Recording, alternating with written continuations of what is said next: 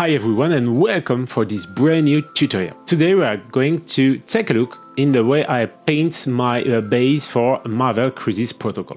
I'm going to use a lot of contrast paint or speed paint from Army Painter, all depending on what kind of paint and color I need. By the way, don't hesitate to like, subscribe, and don't hesitate to ask your question into the comments and give me your feedback about my tutorial. You can always support me on Patreon to have access to more and more content. Let's go for the paint! So, I primed all the base in black, and now step by step I'm going to apply some decomposed flesh on all this base except on these two parts in metallic. We're going to take some uniform gray from Army Painter. Remember that the AK color is really more covering, but you can apply in different layers. Take your time. You are not going to make a big difference if you focus only on one part, so don't hesitate to move, paint and come back later.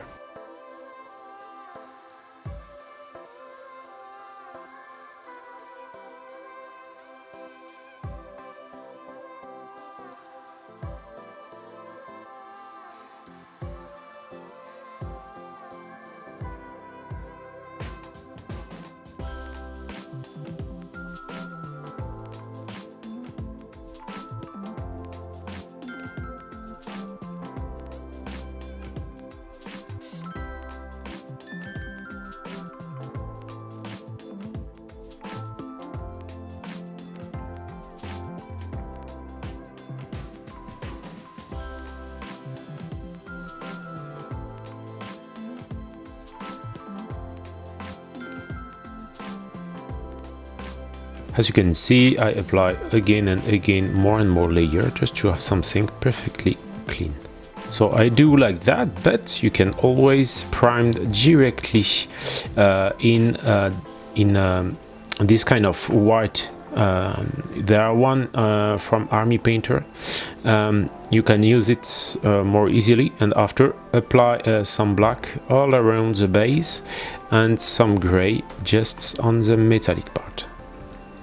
I like to do like that from my side just because I start like that and I pretty much enjoy the effect of my different color on the black primer.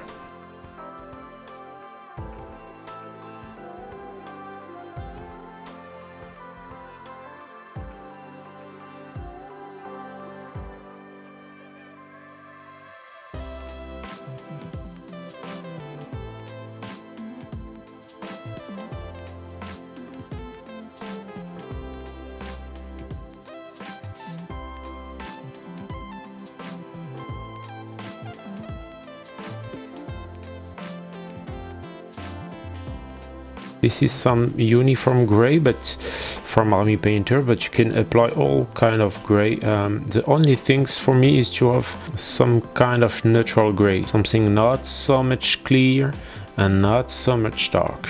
Once again, I apply one layer, I move, and after I will apply a second layer. And I do the same on the metallic part, just with some gray.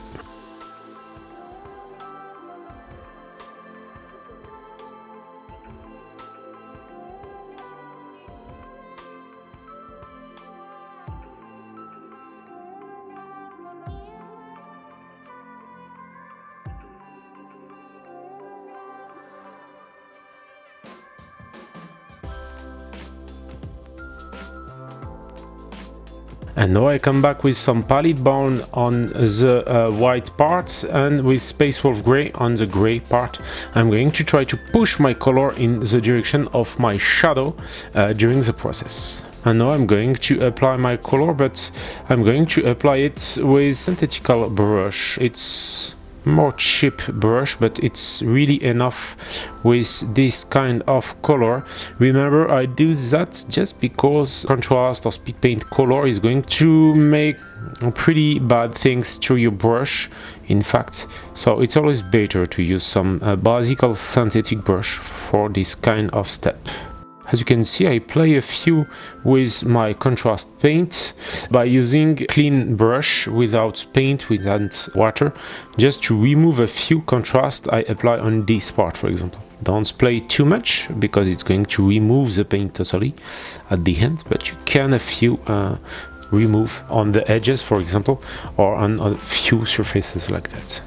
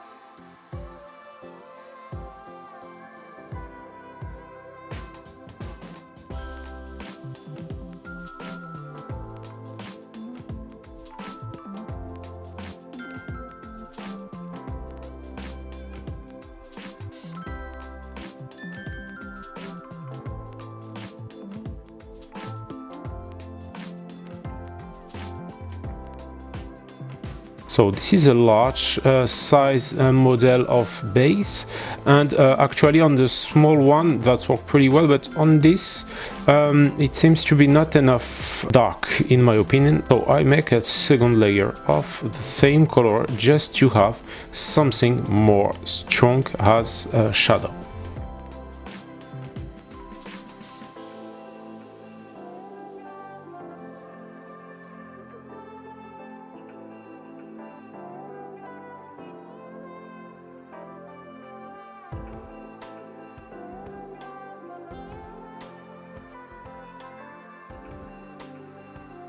And we do exactly the same with the space of gray once again, but just on the more back part. Remember, the miniatures will be placed on that way, so this is the back, this is the front of my base.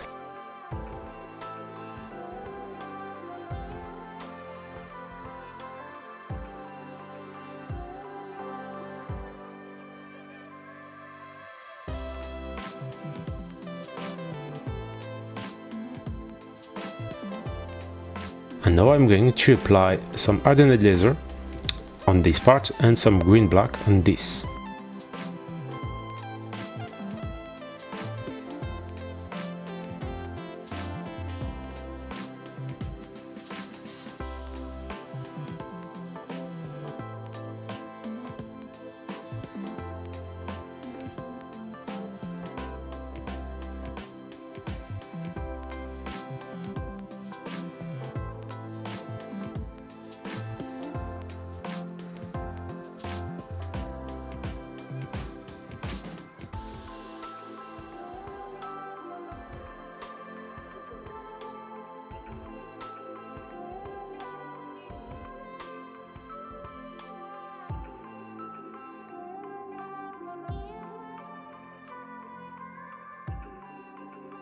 As you can see, I push in the direction I want my shadow.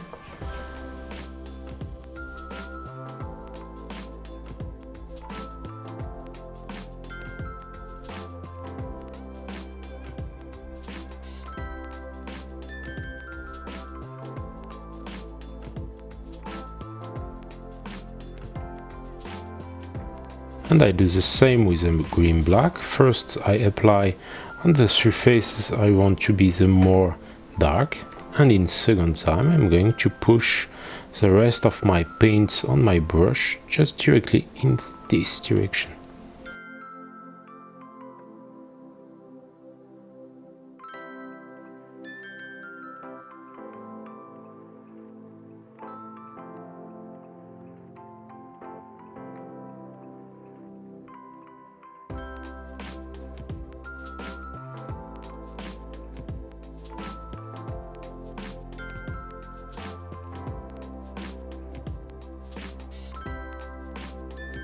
We are going to come back after with our basic color, the composed flesh on the white and uniform gray on the gray.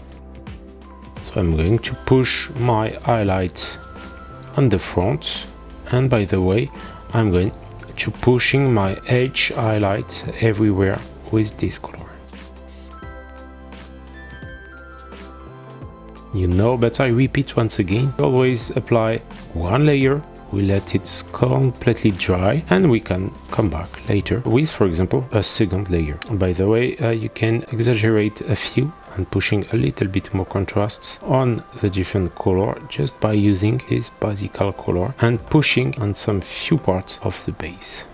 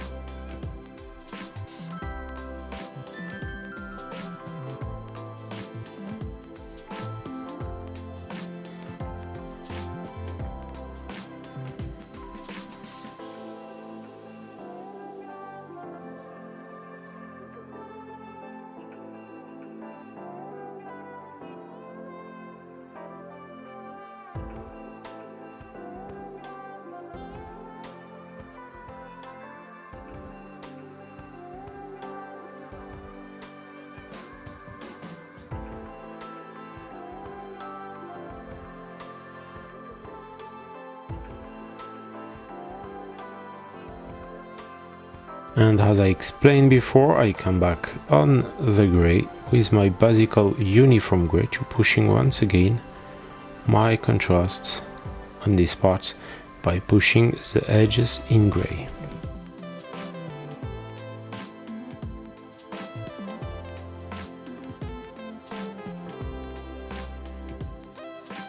And now with some uniform gray I come back and I push my highlights on every edges of my metallic part. Remember to push on every edges, even if it's in the dark part. That's important to have a nice non-metallic metal effect.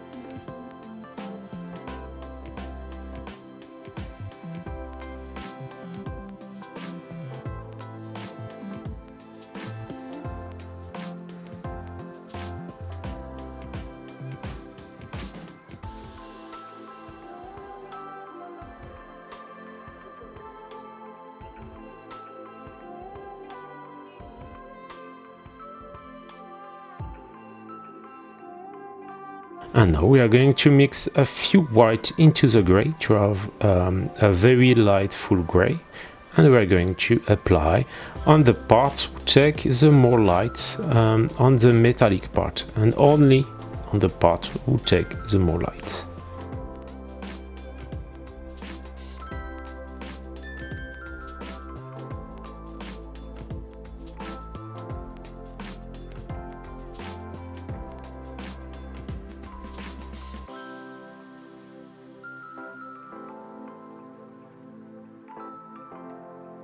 Once again, pushing on the edges, it's the key to have a nice non-metallic metal. And step by step, we can reduce to just tap some few points on the part we are going in these surfaces.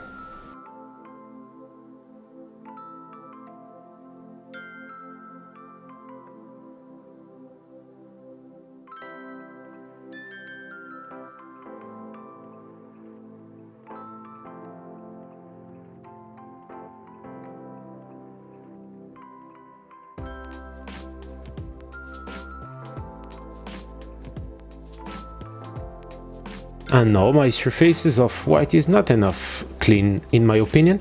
That's worked pretty well on small surfaces like on this one, the red skull one, but by the way on this one it's not enough good, so I'm going to come back with my airbrush to clean up a few the surfaces.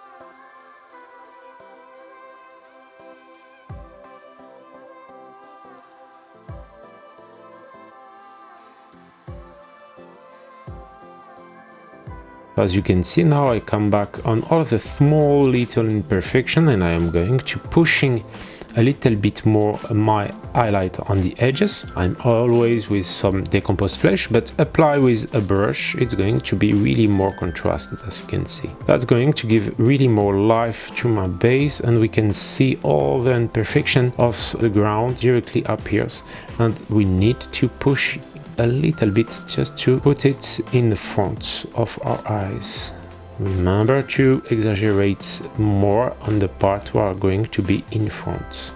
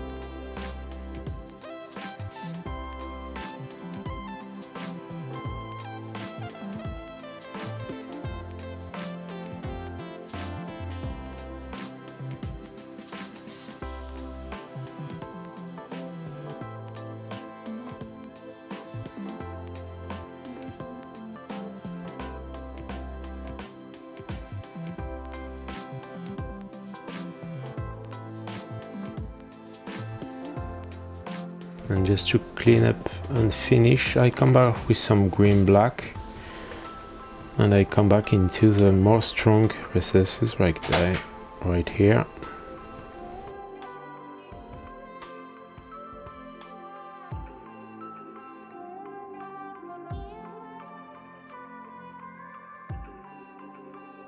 So I just come back and I apply a few layers of palette burn, very lightful, just to giving a little bit more life.